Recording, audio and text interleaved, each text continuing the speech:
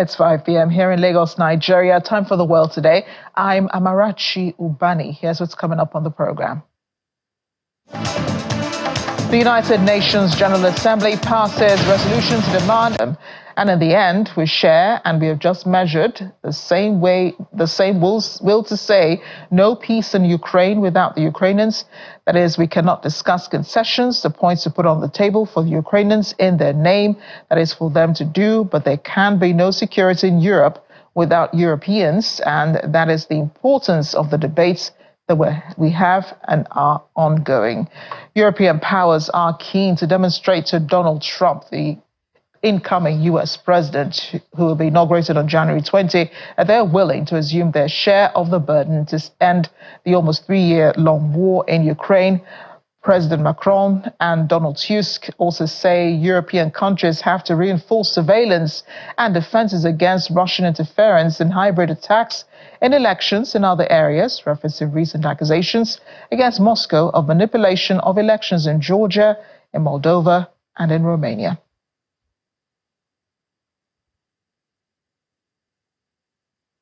But good news for Ukraine, as the United States has unveiled a $988 million aid package of new arms and equipment for its ongoing fight against Russia's invasion. Defense Secretary Lloyd Austin announced the new package yesterday at the Reagan National Defense Forum. Austin said the incoming administration of President-elect Donald Trump must make its own choice on whether to confront Russia, but he says he believes the former president, that's Ronald Reagan, would have done so. Trump has been critical of large-scale support for Ukraine in its war with Russia. Austin said the administration of U.S. President Joe Biden will soon pass the baton and urged the Trump administration to build on the strength that they have built. $62 billion.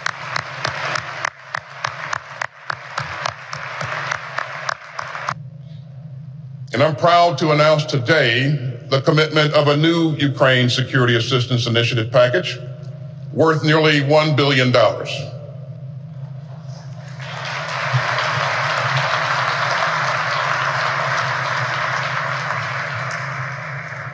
Now, that package will provide Ukraine with more drones, more rockets for its HIMARS systems, and more support for crucial maintenance and sustainment. And that brings the total of U.S. security assistance committed to Ukraine since February 2022 to more than $62 billion. That's because we understand that Putin's assault on Ukraine is a warning. As I said in Kyiv in October, we are seeing a sneak preview of a world built by tyrants and thugs. A chaotic world, violent world, carved into spheres of influence. A world where bullies trample their smaller neighbors, and a world where aggressors force free people to live in fear. So we can continue to stand up to the Kremlin, or we can let Putin have his way and condemn our children and grandchildren to live in a world of chaos and conflict. This administration has made its choice, and so has a bipartisan coalition in Congress. The next administration must make its own choice. But from this library, from this podium, I am confident that President Reagan would have stood on the side of Ukraine, American security, and human freedom.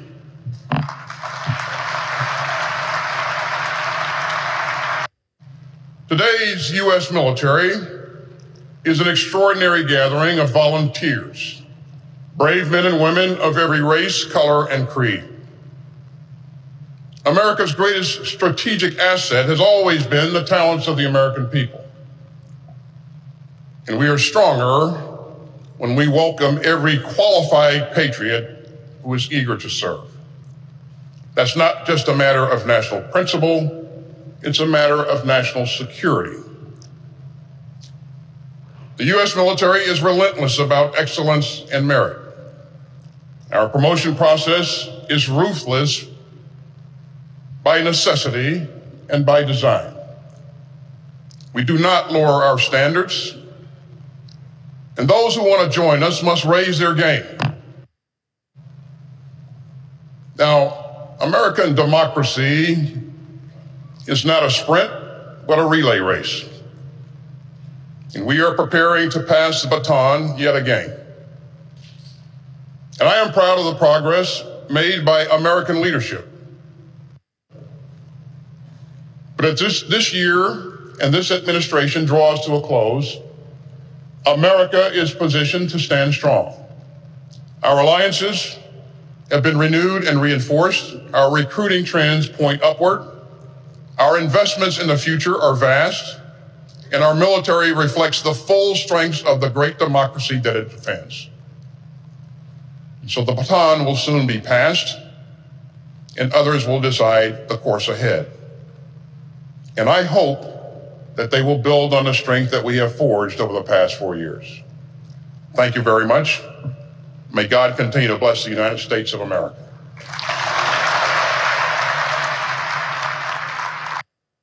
And the Russian government is still unwilling to make concessions when it comes to Ukraine, and President Vladimir Putin's own proposals on how to end the conflict needs to be implemented. That's according to Russian Foreign Ministry spokesperson Maria Zakharova, making the comment after being asked about a call on Sunday by U.S. President-elect Donald Trump for an immediate ceasefire and negotiations between Ukraine and Russia to end what he called the madness. Ukrainian President Volodymyr Zelensky, who's been pushing hard for his country to be invited to join the NATO military alliance, responded to Trump's comments by saying Kyiv needed effective security guarantees. Zakharova said anyone who thought Russia would make concessions on Ukraine had either a short memory or not enough knowledge of the subject.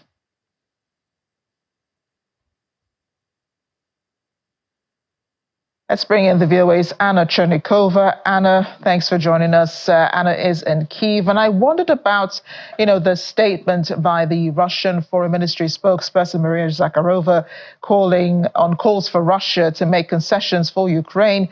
That has never been the expectations of the Kyiv government, has it, or is it?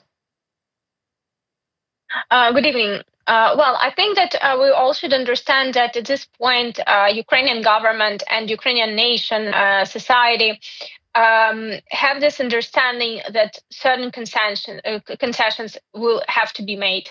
However, what Russia, what Vladimir Putin particularly require at this point, at least, and at least as what we've heard publicly, is something that is difficult, to call concessions, but it's a kind of a capitulation, and this is why Ukrainian officials repeat again and again that that Ukraine is ready for negotiations. However, Ukraine wants these negotiations to be equal and to be just, because and the main goal of these negotiations is just peace and long-term security and long-term peace. So I think that at this point, at least publicly, what we hear from both sides is just different understanding of how these negotiations should go. However, a lot of people here in Ukraine have hope that Donald Trump will be able to kind of turn this around and maybe find a certain, way of actually having such, negotiations happening. But again, this is something that we probably will have to wait until after his inauguration. Yeah, and speaking of the U.S. President-elect Donald Trump, as I mentioned earlier, he did call the Russian president to implore on a ceasefire with Ukraine as well as negotiations. But now we know President Putin's response, there'll be no such thing. What does Ukraine make of this interference, from Trump? You just spoke about you were hoping, or Ukraine is hoping that, the U.S. president comes in a manner which, of course, is in favor of Ukraine. But it kind of seems like, President-elect Donald Trump is making these demands, not possibly on behalf of the Ukrainian people, but probably to gain some international accolades of having been the one who inspired a ceasefire between the two countries. Again, ceasefire is a great suggestion, but again, we're coming to the point that neither Russia nor Ukraine find the possibility for this ceasefire because both sides have, as I already said, different understanding of how it should look. And if we're talking about Donald Trump's interference, President Zelensky said that he's thankful to Donald Trump at this point, and Ukraine is actually the one who wants peace and wants ceasefire particularly much than anyone else. However, again, not as a capitulation act. So this is the main concern here in Ukraine, and I should say that security guarantees again in different kind of scenarios is something that also President Zelensky pointed to Donald Trump during Trump-Zelensky-Macron meeting in Paris. As well, President of Ukraine said that security guarantees is something that would be the main concern for Ukrainian nation, for Ukrainian state, because Ukraine wants to remain independent and wants to remain on the political map, and this is the only way to do it. So I think that for Donald Trump, it's not going to be a problem to have Ukraine at the negotiation table, because of course Donald Trump can say that, if you don't go for negotiations, then we will think of what should we do with the support we provide. But the question is to actually have President Putin at the table, at the negotiation table. So, and again, at least this is what is discussed here inside the country. A lot of experts believe that Ukraine will be Ukraine will have to go for the negotiations if Ukraine wants to remain, as I said, on the political map. And another question is what Donald Trump can do to actually have Putin there. What is President Volodymyr Zelensky open to concessions from Ukraine that may be suggested by Russia? Could that be a meeting point, perhaps an agreement, a middle ground for both countries, as per concessions that would lead to a ceasefire and possible negotiations to end this war? If we analyze the latest statements, and if we compare these latest statements to statements President Zelensky and also other Ukrainian officials, military officials as well, did before, we can see that there is a certain change in the rhetorics, because if previously President Zelensky was saying that Ukraine is not ready for any concessions in terms of territory, now the rhetorics is that, Ukraine will have to prepare that certain territories will be under occupation for some time, and that Ukrainian nation has to be prepared for the fact that for some territories it will take decades to be back. At least, again, this is the rhetorics here inside the country, and this is what I can analyze from official statements. So it looks like that President Zelensky at this point is ready for certain concessions, and inside of the society also there is more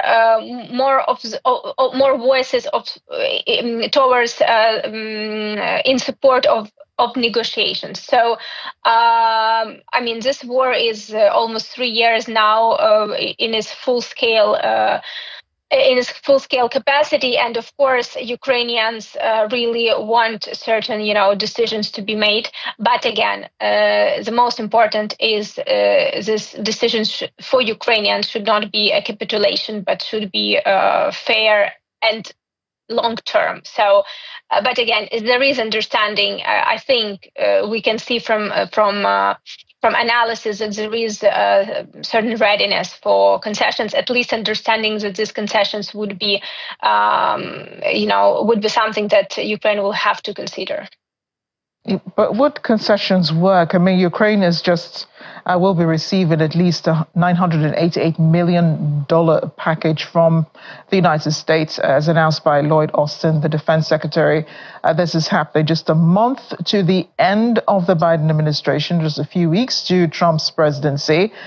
would concessions still be on the table? Because I know that the Russian president has said, has spoken about all of these other countries, NATO countries that are supporting Ukraine. He says they're worsening the situation. So do you think Russia would still be open to negotiations, knowing that, there's still military aid coming in for Ukraine, despite, the softening of this rhetoric by the Ukrainian President Volodymyr Zelensky about those concessions? Well, I honestly think that we should not consider the aid coming from U.S. and European allies to Ukraine to be, a decider on Putin's decision to go or not to go to negotiations. As we can see, when Ukraine is strong enough to be to act in defense of Russia, there are more possibilities actually that Russia will go for negotiations. So, of course, President Putin and his rhetoric for a long time now is that European and US allies should not support Ukraine and should stop the support. And when they stop the support, then peace will come.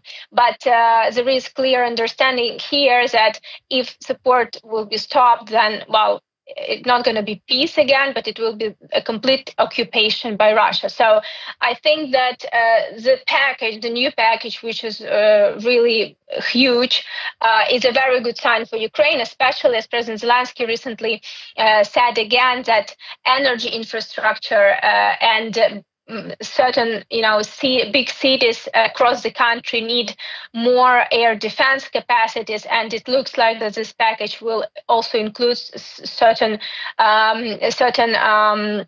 developments in that direction. So this package is not, it's pretty much about the defense of civilians and energy infrastructure mainly. So I do not really think that we should consider not providing this support as something that can help have Putin at the negotiation table. And actually, as President Trump mentioned, that his strategy of peace through strength is something that President Zelensky also repeat very often. It looks like peace through strength would be a more workable scenario than peace through, not providing support and through weakness. So at least this is how it looks at this point. Anna, thanks again for speaking with us, and do stay safe in Kyiv. Thank you.